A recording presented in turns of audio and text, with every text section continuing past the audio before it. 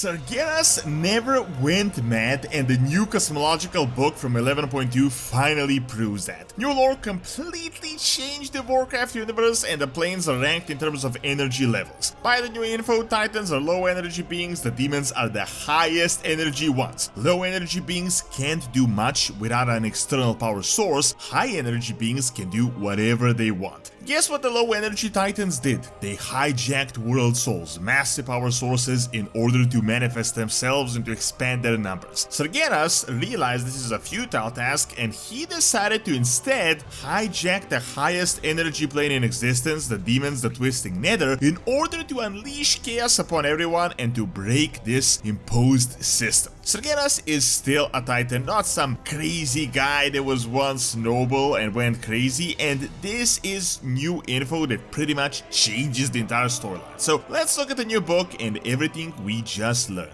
With the midnight announcement and the Legion remix, exciting times are ahead for WoW right now, and if you want to perform well but you lack the time, Overgear offers awesome coaching services. Over 100 of you guys have used my promo code so far with great results. If you're like me, where you just don't have the time to play the game to grind like you used to, this will come in super handy, as you got everything from PvP to PvE coaching. They're going to match you with the best players with one-on-one coaching, who will give you the best pointers for strategies, add-ons, counters, synergies, arena, PvP and everything, and even PvE. I've got a code Doronsmovies that will get you 10% off right now. So check out Overgear and start today. So we've been talking about Sargeras' true motives for a while now. It has been pretty obvious that the old storyline that we have is almost certainly not true. Like, most of the lore came from a Titan perspective. Honestly, with the new narrative that we have, the old story really does sound like such BS. Think about it, the champion of the Titans realized that the Void is unstoppable, he was driven mad, and he decided to rebel against his Order Titans to undo all the work they had done. They tried to resummate him, but it never ended up working. This is beyond the biased storyline, and it is obvious that Blizzard is trying to change that. Just the fact alone that the Titans are not actually really building anything, nor was he really undoing any work. As far as we know, that he just been taking worlds for themselves for the Order realm. Now, I started talking about this a while back, especially since 2023, when we got new dialogue around Incitus from the Void Orc. He told us that Sargeras stabbed Azeroth for a reason, that we really shouldn't think that he's all that different from the Titans. He's definitely like them, just more radical, but the goals are the same. This was the strongest direct hint from Blizzard that things are not really as they seem, and it's likely that he didn't really go mad. Now, to not go crazy on what could be, should be speculations, I want to cover the new cosmology book that pretty much changed our entire perspective on the Warcraft universe, and if we view it through this lens, you will see everything completely differently, trust me, so just stay with me for a second. I recently made a full video on this book if you want more details, but I'll try to sum it up real quick. Essentially, right now we have three versions of the cosmology. We have the Chronicle 1, the Broker Shadowlands 1, and the recent Ethereal one that we discovered just a few months back. The original one was talking about how the 6 cosmological powers are around our reality, and it's like one harmony, just like how the universe works. This is the way the Titans see it. The Broker one, and keep in mind, the Brokers are actually Ethereals, this was just recently confirmed, so it is kind of similar. The Broker one introduced the imposed mechanism upon us, the artificial one, and made everything look a lot more sinister. In the center is not really Azeroth, but the Great Cycle, and it is implied that someone artificially created this. That originally, the 6 cosmological forces were in a constant battle for supremacy, and this artificial mechanism was built to keep them in check, so that no power tips the scale in a dominant fashion. So life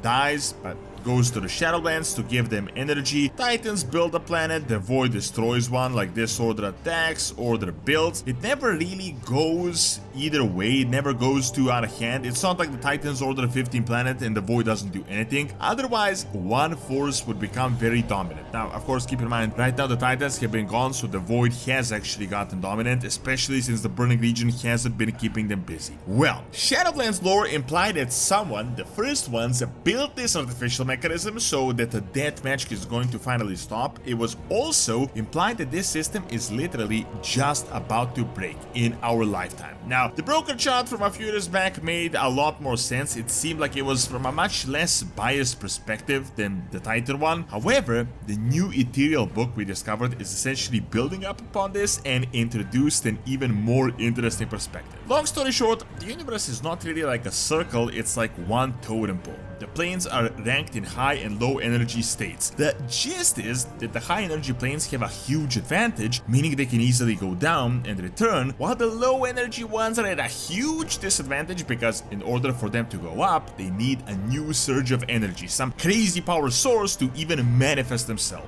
Now stay with me here for a second because this will change everything we currently know about Titans and Sargeras. So the new info actually makes complete sense, and these low energy guys kind of like the status quo. For example, life aka our plane is a high energy one, and we would likely be immortal, we would likely never die. This imposed mechanism sends us to the Shadowlands, and in turn they receive energy. A status quo is maintained, and this kind of makes sense of the entire Jailer storyline. He likely didn't want to get spoon-fed energy in this constant cycle for all eternity, and he just wanted to conquer everything, take everything for the death realm, while the Eternal Ones were satisfied with what is currently going on, so this was the entire betrayal and like the strife between them. However, that is a story for another video. I wanna talk about the Titans here and Sargeras. So, a very important piece of new information is that the demon plane is a high energy plane. This explains why the demons were invading everyone even before Sargeras organized them, because they can. I mean, they can just go up and down and resurrect themselves, and they were just way too overpowered. Sargeras, on the other hand, the Titans were low energy people, and he realized that he can literally just hijack the Twisted Nether for his own benefit.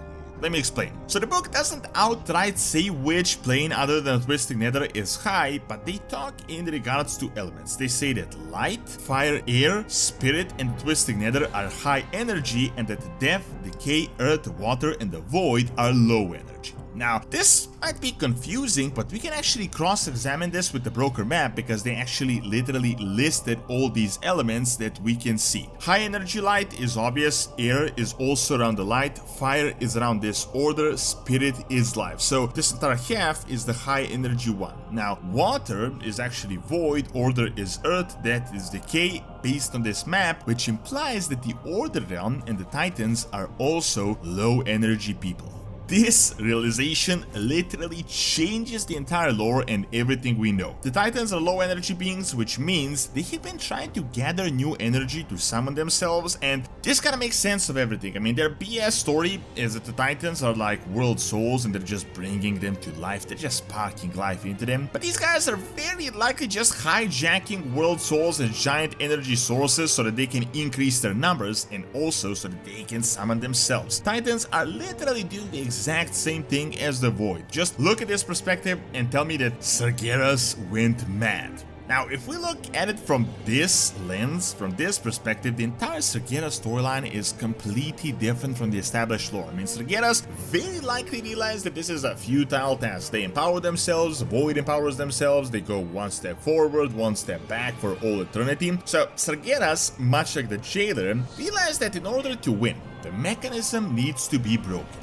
Now, how do you break the mechanism when you need energy to summon yourselves? Well, how about mobilizing the most powerful plane out there, the demons that are completely disorganized, and then use their high energy status for your own goal? Literally, when you think about this, this makes so much sense about his entire burning crusade. Sargeras decided to hijack the highest energy plane so that he can start raining terror on everyone, because from the Twisted Nether you can constantly invade and it is literally the most powerful source in existence. So very likely the disagreement between the Titans was really just in strategy. I mean, the Titans might not have wanted to make a deal with the devil and ally themselves with this order, but Sargeras realized that this is really the only way to win. He didn't go mad or crazy or was driven away from the noble task of the Titans like he was really a noble guy back in the day. He just thought outside the box and went on with the exact same Titan mission. I mean, his goal was to break Azeroth, which seems to maintain this mechanism so that Titans can do their thing without any imposed rules. When the Burning Legion fell,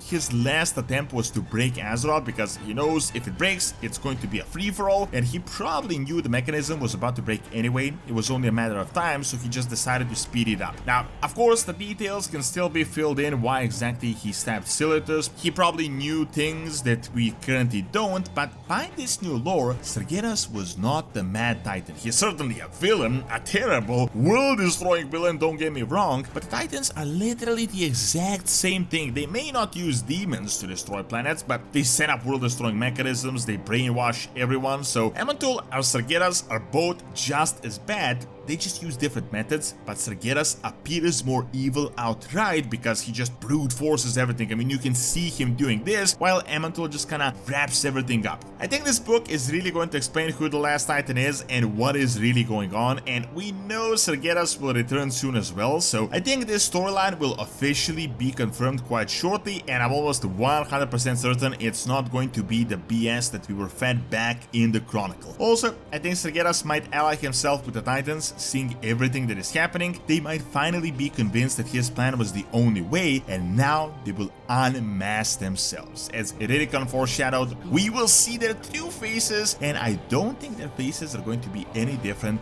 than the face of Sargeras. Thank you for watching. Check out my video where I fully explain this cosmological book by clicking on the screen, and also check out my video on the Roman Empire that I've recorded live on site in Malta by clicking on the screen as well. See you next time!